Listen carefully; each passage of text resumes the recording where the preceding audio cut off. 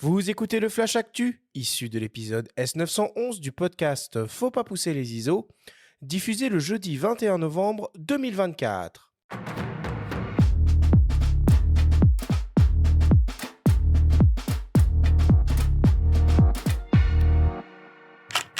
Cette semaine, dans le Flash Actu, Sony dévoile un nouveau boîtier et une nouvelle optique. Fujifilm se lance sur le marché des caméras de cinéma et Reza propose une exposition sur la nature de l'homme.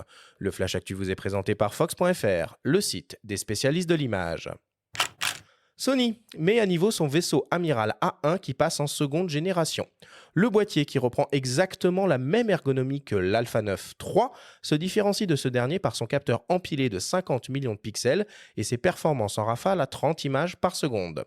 Comparé à la première génération, le nouveau Sony A1 Mark II se voit doté de toutes les dernières technologies et fonctionnalités développées par Sony sur l'A9 III et l'A7R5. On retrouve donc une amélioration de la qualité d'image en haute et moyenne sensibilité ISO, une stabilisation capteur qui monte désormais à 8,5 IL, l'intégration du processeur dédié à l'intelligence artificielle et donc de la reconnaissance autofocus en continu, l'arrivée du mode pré-capture jusqu'à 1 seconde ou encore un mode photo par assemblage en haute sensibilité ISO. Côté vidéo, le boîtier est toujours capable de réaliser des séquences en 8K 30p ou 4K 60p en 422 10 bits All-E et intègre désormais toutes les dernières fonctions présentes sur la 9 III. Le nouveau Sony A1 Mark II est proposé au prix de 7 500 € et sera disponible mi-décembre. Parallèlement à cette annonce, Sony présente aussi une nouvelle optique ultra haut de gamme, un nouveau zoom transstandard G-Master, un 28-70 mm f2. La promesse des performances à focale et ouverture équivalentes, digne des focales fixes G-Master f1.4. Au programme, on retrouve une formule optique très ambitieuse composée de 20 lentilles réparties en 14 groupes, avec pas moins de 6 lentilles asphériques, dont 3 extrêmes asphériques, 3 verres Super ED, 1 verre ED et le traitement Nano AR Coating 2. On retrouve également un diaphragme circulaire à 11 lamelles, une quadruple motorisation autofocus XD Linear Motor ultra rapide, compatible avec tous les modes d'enregistrement continu photo et vidéo les plus exigeants, une bague de diaphragme crantée au continu, un ajusteur de friction de la bague de zoom, 2 touches programmables et un verrou de diaphragme. Compte tenu de ces caractéristiques, l'objectif reste particulièrement compact et léger, environ 14 cm de long, 9,3 cm de diamètre et un poids de 918 grammes. Le nouveau Sony G-Master 28-70 mm f2 sera proposé au prix de 3 600 € et disponible également à la mi-décembre. Fujifilm annonce le développement et l'arrivée en 2025 de sa première caméra de cinéma numérique. Particularité, cette caméra sera équipée d'un capteur grand format. La nouvelle Fujifilm GFX Eterna, en référence à la pellicule négative couleur conçue pour le cinéma, exploitera donc le capteur des GFX 102 et GFX 100S2, à savoir un modèle grand format 43,8 par 32,9 mm en technologie CMOS 2 avec une définition de 102 millions de pixels et en version HS pour high speed et qui sera couplé au X processeur de 5e génération.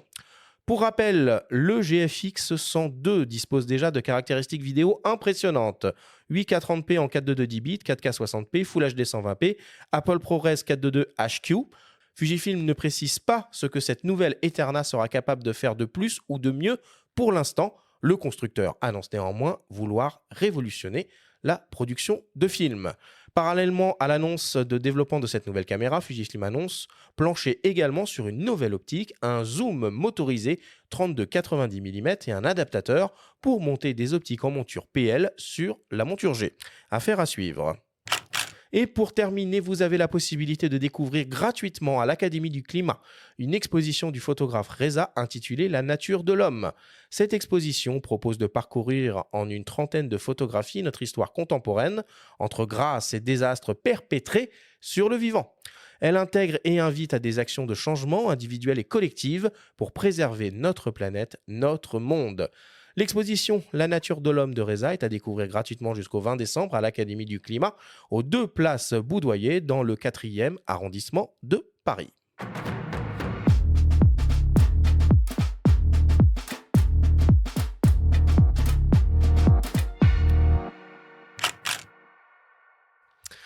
Voilà pour le Flash Actu cette semaine. Premier boîtier full frame de Sony de l'année quand même, on peut dire, avec ce A1 Mark II. Ouais, c'est vrai. Après, Sony, franchement, comme ils sont pionniers, il y a moins l'urgence de produire Oui, et d'asseoir une mais quand gamme que même, les autres. quand Peut-être même, qu'on a quand été même. mal habitués. N'empêche que maintenant, ça devient une gamme sacrément cohérente. Et puis surtout, la marque reste cohérente par rapport à son approche des boîtiers pro, c'est-à-dire sans aspects monoblocs, comme on peut le trouver par ailleurs. Ouais. On aurait pu penser qu'à un moment, peut-être, il tenterait de faire un Mark II avec deux types monoblocs, surtout depuis la sortie des Z9 et du R1 dernièrement. Non, ils restent fidèles à leur approche, donc c'est cohérent, c'est très bien. Et ce 2870 F2, c'est marrant, c'est plus la surprise est plus là, hein, à mon sens. C'est une optique qu'on connaît, hein, qui est sortie en monture RF déjà il y a quelques années au catalogue de Canon. Ouais, pas tout à fait avec le même gabarit. Hein. Non, pas tout à fait. C'est vrai, il y a au moins 5-6 ans d'écart, donc c'est Mm. logique. Et moins d'un kilo, c'est quand même une prouesse.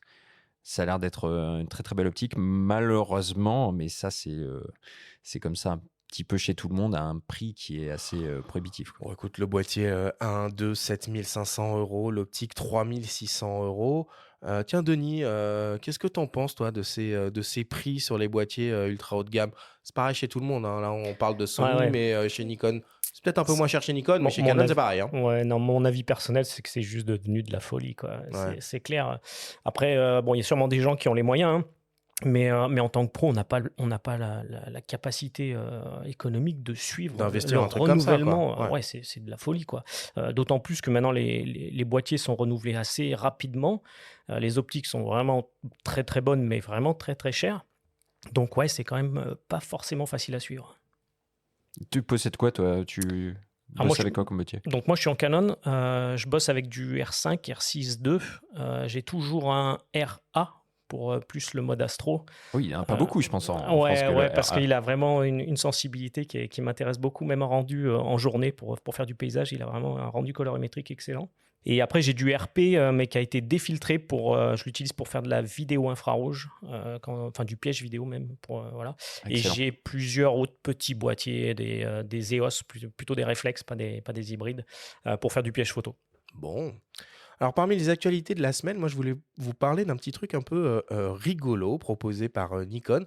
Alors, je ne sais pas si c'est distribué en France, mais Nikon propose des filtres de protection UV pour ses optiques. C'est la série des Arcrest de seconde génération. Et là, ils viennent de sortir une version gold de ces filtres. Donc, ils sont dorés or sur le pourtour du filtre. Et finalement, ça rappelle quand on les monte sur des optiques de la série S, par exemple, de Nikon, ça rappelle le petit liseré doré des optiques professionnelles du réflexe. Donc voilà, moi, ça m'a fait gentiment sourire. C'est disponible au Japon, aux États-Unis, non? Ou Ouais, en j'ai France j'ai aussi? j'ai Ce pas genre l'impression. de truc, des fois, ça J'ai pas arrive pas l'imp- forcément chez nous. Ouais, j'ai pas l'impression que ça soit disponible en France, mais enfin bon, voilà.